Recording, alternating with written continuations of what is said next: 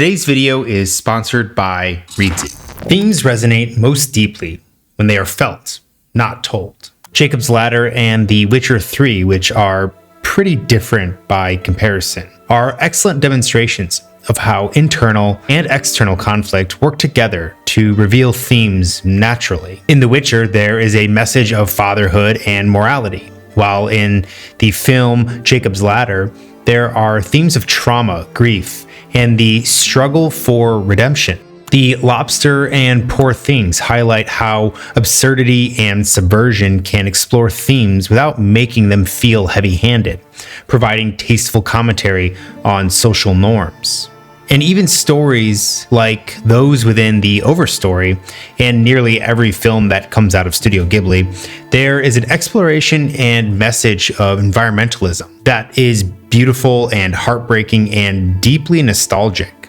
We probably have an idea of when a story beat us over the head with its theme or shoehorned its message at the very end. Writing a strong theme is tricky. It's often about balancing telling a compelling story while also having that story say something equally as compelling. But themes are important. They are what make us feel something, think something. It is the through message that gives meaning to the narrative. But making a theme too powerful or too obvious can take a strong theme and make it overpowering, often becoming the biggest turnoff to a reader. Welcome back to the Wrestling with Words podcast. My name is Cameron. I'm a writer, an editor, and your host. Here, we talk about all things related to writing and storytelling, and the goal is to help you tell better stories while also understanding how the best stories are told. Today's video, you might notice that the microphone or the audio will be a little bit different for different clips and for different sections. I'm doing my best to keep everything the same and not run into any continuity issues, but I've been going through some transitions and am traveling right now, so I'm trying to make the best with what I have. Today's video specifically is going to continue the conversation that we're having about themes, and more specifically though, trying to avoid writing an overpowering theme, but still a theme that has an impact on your audience. Last time we talked about world building and extreme characters, and today we're going to talk about marrying plot and theme while also incorporating failure and how that can be a very good thematic element. Many stories, though, fail at illustrating a theme that is powerful without being preachy because they try too hard to spell it out. Usually they rely on heavy-handed exposition, preachy monologues, and only really having one-sided perspectives. But strong themes don't work like that. They work best when they emerge naturally from plot, from characters, and with conflict in mind. With all that out of the way, let's get into the meat of today's video. Instead of treating your theme like a point that you are trying to prove, think of it as a question that your story is asking or presenting. Let's revisit The Witcher 3 again. This game never tells you what fatherhood means or how to succeed at being a father.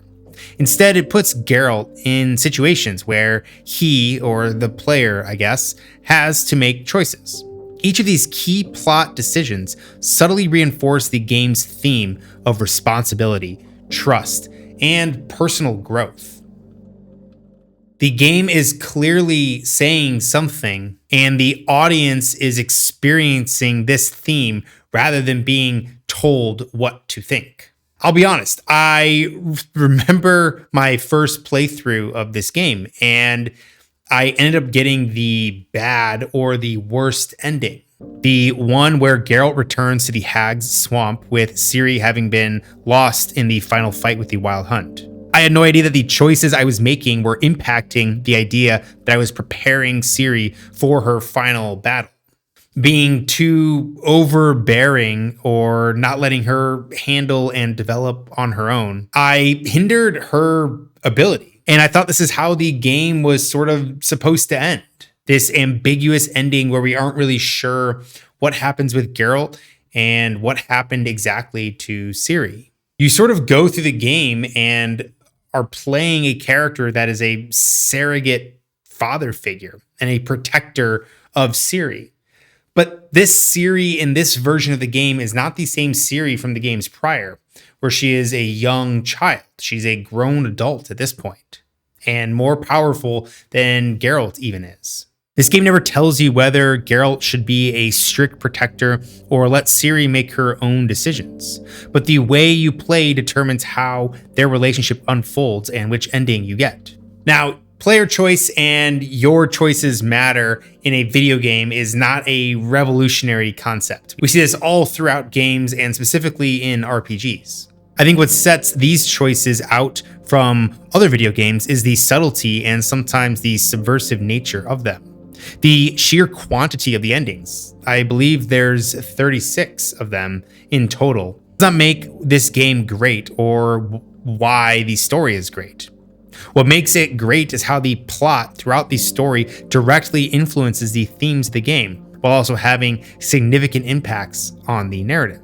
Speaking just about the endings as they relate to Ciri and Geralt, and I'm not talking about the romance options or the other side character options, the leader of the North and the leader of Skellige. We are strictly talking about the ending as it relates to Ciri, the kind of main story ending. But if you are overly protective, it can lead to Ciri feeling stifled, affecting her confidence going into that final fight. If you trust her to handle herself, she grows into her role as a leader. And if you are too absent or cold, it reinforces the idea that Geralt has failed as a father.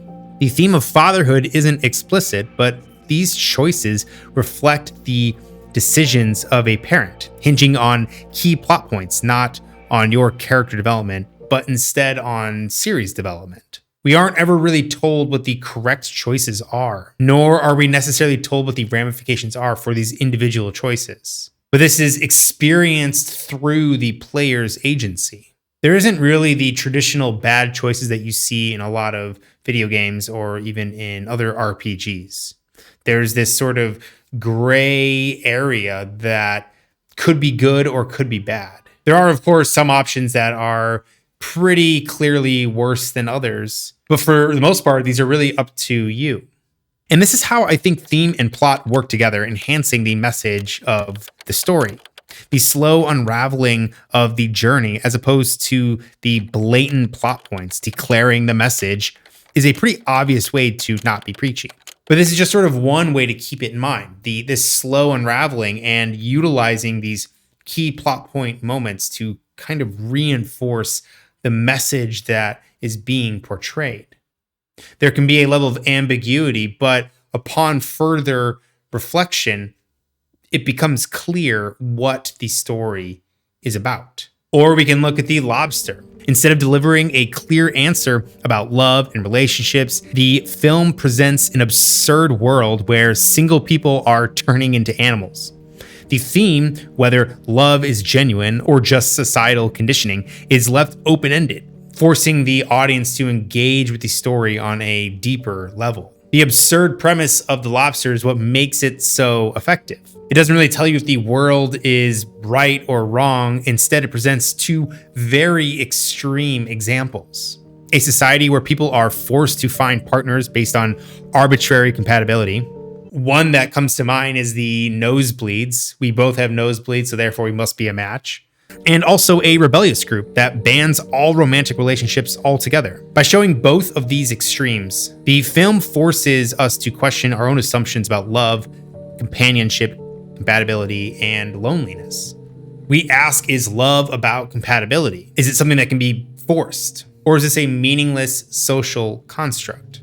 In one of the most chilling moments, when David, Colin Farrell's character, chooses to blind himself to be with his partner, but the film cuts to black before we know if he actually goes through with it. This ambiguity is what makes the theme resonate. The audience has to sit with the question rather than being handed the answer. The way the story is structured allows for the theme to be fully fleshed out and explored in great depth. It looks at both sides and treats them both equally as extremes of this spectrum. And that is sort of a nice segue to this next sort of concept. And that is that themes don't necessarily need to develop in a straight line. Instead, they should emerge at critical turning points within the story.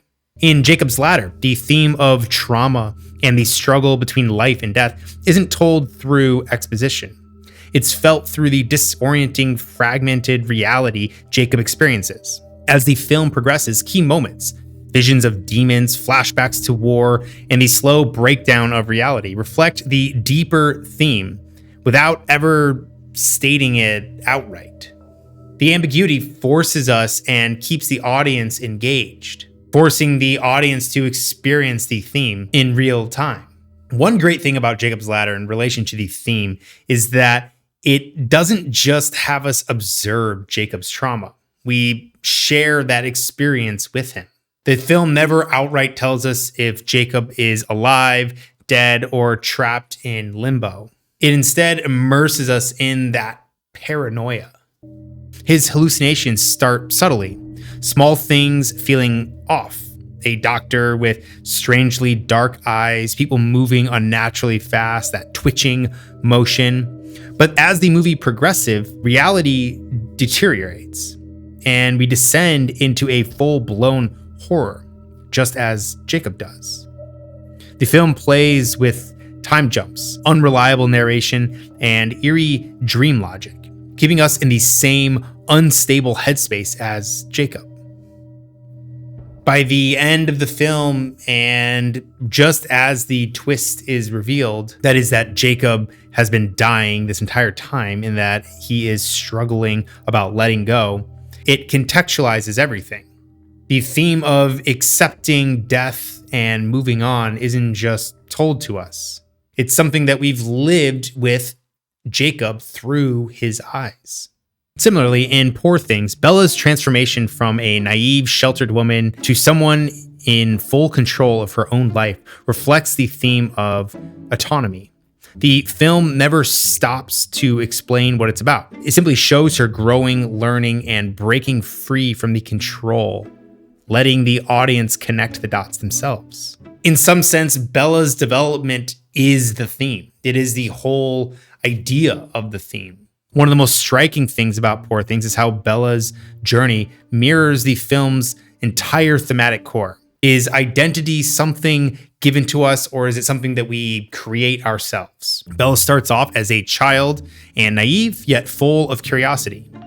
Instead of following a traditional coming-of-age arc, she constantly reinvents herself.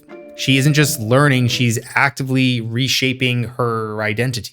Society tries to impose roles on her, first as a daughter, then as a wife, and then as a proper woman. But she keeps rejecting all of these. By the end, she is no longer who she was at the very start, but she also isn't any one thing. She's fully self-created.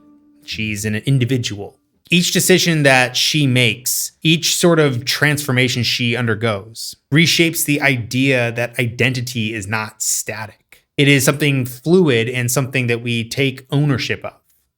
And today's sponsor, Preachy, includes a lot of useful information on subjects like themes and storycraft at large. As you might have seen in some of my past videos, I was able to participate in their 101-day writing course. At this point, the running I was in is over. However, they will be accepting new members and submissions starting in April. I cannot say enough good things about this course. Not only does it help you stay on track to finishing your novel, but it is almost like enrolling in a college class.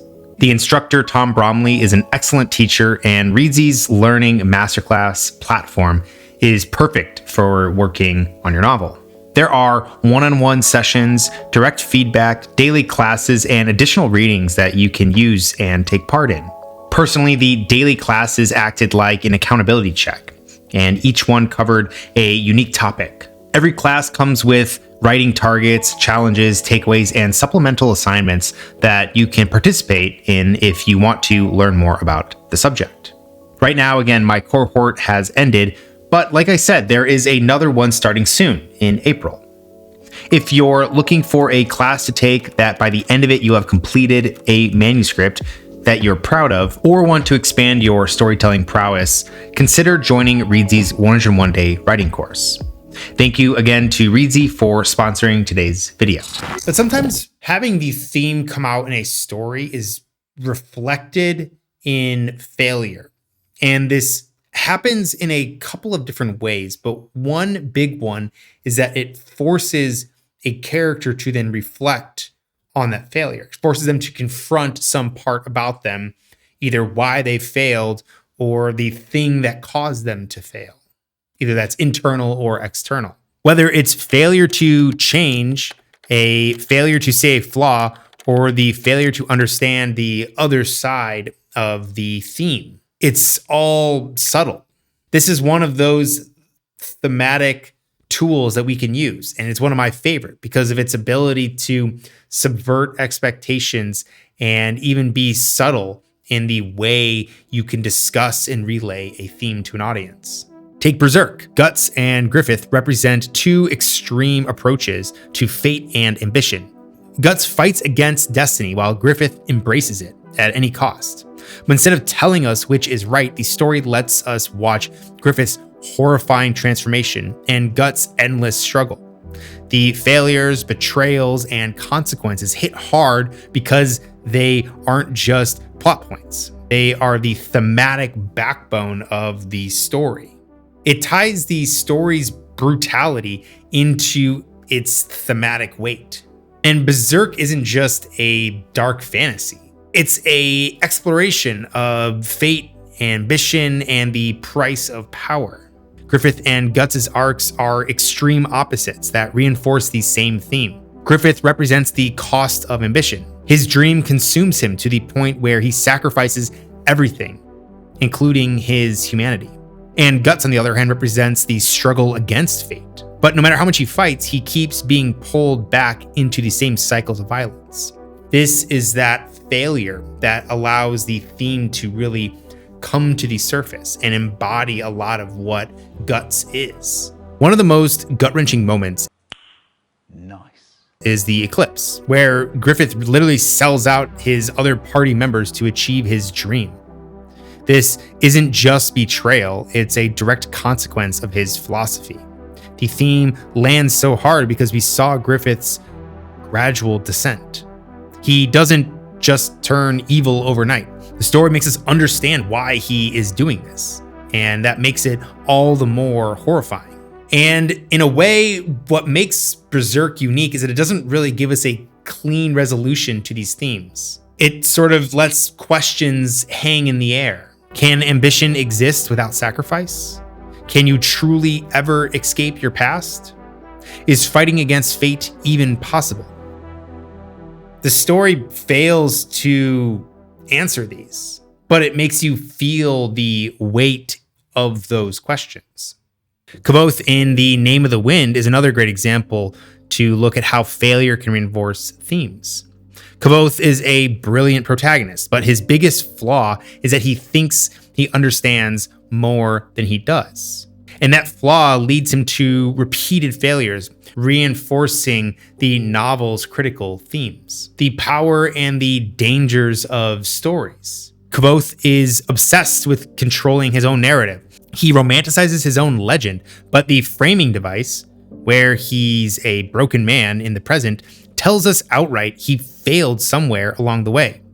His attempt to shape his own myth has backfired, and the truth is likely uglier than he is leading on. There's also the themes of knowledge versus wisdom. Kvothe is a prodigy, but he often lacks wisdom. He constantly miscalculates, whether it's his rivalry with Ambrose, his arrogance towards the masters, or his disastrous interactions with Denna. These moments don't just create conflict, they reinforce the theme that intelligence isn't the same as truly understanding. But there's also the themes of obsession and consequences as well. Kvothe's quest for revenge against the Chandrian is driven by obsession, but does he ever really stop to consider whether he's on the right path? The more he searches for the truth, the more he alienates himself. His failures aren't just personal, they're thematic warnings about the cost of pursuing power without considering the consequences. And perhaps the most striking part of this story is that we already know that he fails. From the very first page of the first book, The present day Kvothe is a shadow of his former self. Whatever grand ambitions he once had, they've crumbled. But the interesting thing is that we don't exactly know why yet. That is still yet to be told and determined. This is sort of why failure as a thematic tool works so well. Kvothe's failures don't just shape the plot, they shape the meaning of the story. At this point, you might be wondering, what are these signs, or how do I not write preachy themes? We've talked a lot about tools and ways we can use sort of the elements of fiction to enhance themes. We haven't really talked about how to not write a preachy theme. There's a few key sort of points to highlight. One of those is to make theme a question, not an answer. Let your audience sort of wrestle with that. We can also use ambiguity. Let subtext do a lot of the heavy lifting instead of having characters explaining them outright, whether they be in monologues or exposition. We can also tie theme to stakes and consequences. If characters' choices and struggles don't reinforce the theme, there is often a missed opportunity here, or the themes just won't land. And finally, we can show multiple sides to the argument. A theme is stronger when it's challenged rather than when it's treated as an absolute truth. The reason why this matters is because themes are, again, the thing that makes us feel something, think something. It is the message and the meaning that a story has. Being too preachy or even having your theme be too heavy-handed is fine during earlier revisions or when trying to really figure out what a story is about. But it's the refining process and integrating that theme into your plot, your world building, your characters, and even into the failures that might be happening throughout the story. And really, when it comes to our themes being powerful and not feeling like we are preaching to our audience is really when we combine a lot of all the things we've been talking about. In this case right now, it's really combining your plot with even these points of failure can add, as I sort of alluded to earlier, this opportunity for action and reaction. We really want the themes to be developed and bloom out as opposed to just being a stark picture that we just keep revisiting. But I'm curious, what do you think about themes? Let me know in the comments down below if themes are something that you often struggle with or how important you think themes are. As always, thanks for watching, and I will see you next time.